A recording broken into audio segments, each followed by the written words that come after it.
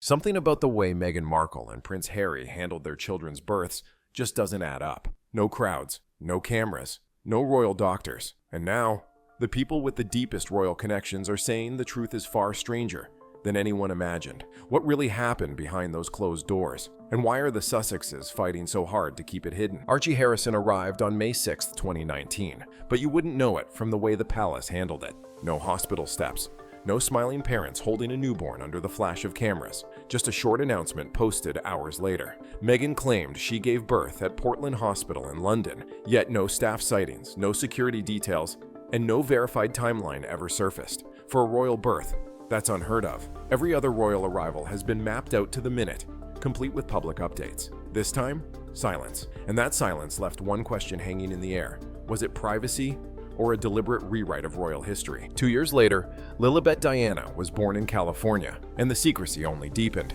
Her birth certificate listed Meghan as Rachel Meghan Markle, and Harry as the Duke of Sussex, His Royal Highness, a legal formality in the US. But to royal watchers, it felt oddly detached from tradition. There was no official photographer, no palace statement beyond the basics, and no glimpse of the newborn until the couple decided the moment was right. Every detail was controlled, filtered, and timed to fit their own narrative. But it wasn't just the silence that raised eyebrows. It was the name they chose, and the storm it would set off inside Buckingham Palace. When the name Lilibet was revealed to the world, it sounded like a touching tribute to the late Queen Elizabeth II. But inside the palace, the mood was anything but warm. Lilibet wasn't just any nickname. It was the Queen's private childhood name, used only by the closest family members, and never in public. According to multiple insiders, Harry and Meghan didn't ask for permission.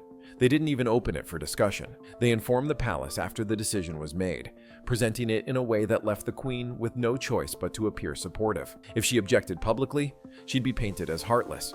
If she stayed silent, it looked like she approved. Either way, Meghan and Harry controlled the narrative. And according to royal aides, the Queen was deeply hurt by the presumption. That single move lit a fire behind palace walls, and it's a fire that's still burning. But what happened next made the name drama look tame in comparison. Stay with me, because the next detail changes everything. Weeks after Archie's birth, something strange happened. His birth certificate was quietly edited. Meghan's full legal name, Rachel Meghan, disappeared, replaced simply with Her Royal Highness, the Duchess of Sussex. No public explanation, no official comment. The palace was blindsided, even releasing a rare statement making it clear they had nothing to do with the change. For royal insiders, this wasn't just paperwork, it was image engineering.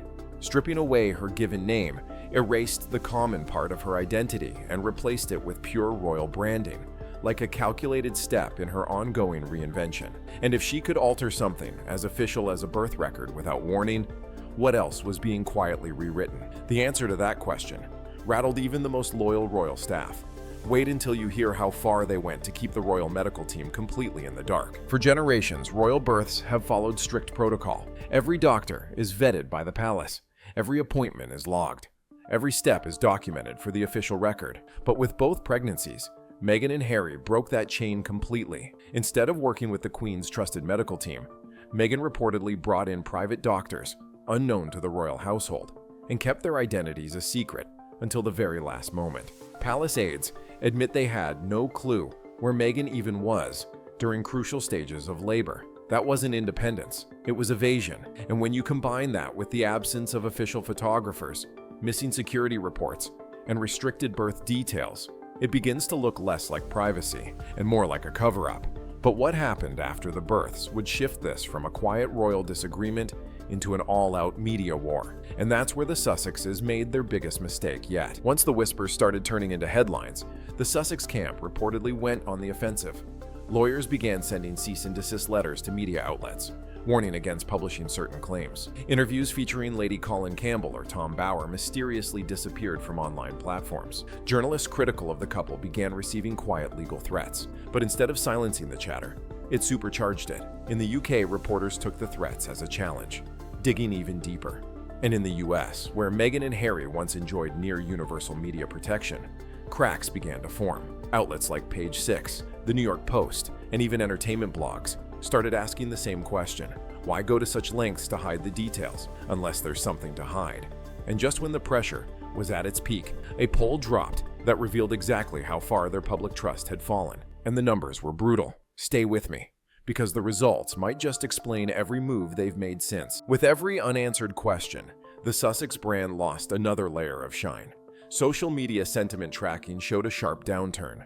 What was once enthusiastic support turned into skepticism, and in some cases, outright hostility. Engagement on Harry and Meghan's content began to decline, and the fairy tale narrative they'd once sold so successfully started to crumble under the weight of too many contradictions. To fight back, they doubled down on control. More crisis PR firms were brought in. The legal team expanded. Behind the scenes, friends were briefed with talking points designed to push back against the growing wave of bad press. But even those close to the couple began to wonder if the damage was already irreversible. Every carefully curated photo, every delayed public statement, every private moment shared months after the fact now looked like part of a calculated rebrand. And when people feel they've been manipulated, they don't just walk away, they talk about it. Former supporters began voicing their frustration online, saying this was no longer about protecting two innocent children, but about controlling a narrative at all costs. Inside Buckingham Palace, the mood shifted from defensive to quietly confident. Senior royals stopped rushing to correct the Sussexes' version of events. They didn't have to. The cracks were showing on their own. According to insiders, Prince William took the lead behind closed doors, determined to defend not just the monarchy's image, but its integrity. And that's when the real danger for Meghan and Harry emerged. Not from tabloid gossip, but from a royal family prepared to let the truth bleed out, piece by piece, until their Hollywood dream was no longer marketable. Because once public trust is gone, it doesn't matter how many glossy Netflix specials or heartfelt interviews you put out. The audience has already decided. And if what Lady C and Tom Bower are hinting at is true, the most damaging revelations haven't even come out yet, which means the story we've seen so far might just be the calm before the storm. So was all this secrecy really about protecting their children, or was it about protecting themselves? Every edit, every withheld detail, every carefully staged photo now looks less like privacy and more like strategy. And if the rumors about what's still hidden are true, the most explosive chapter of this story hasn't even been told yet. Because in the end, the truth has a way of catching up. And when it does, it won't just be Meghan and Harry's image on the line. It'll be the legacy they've been fighting so hard to control. The only question now is, how much longer can the palace and the public stay silent?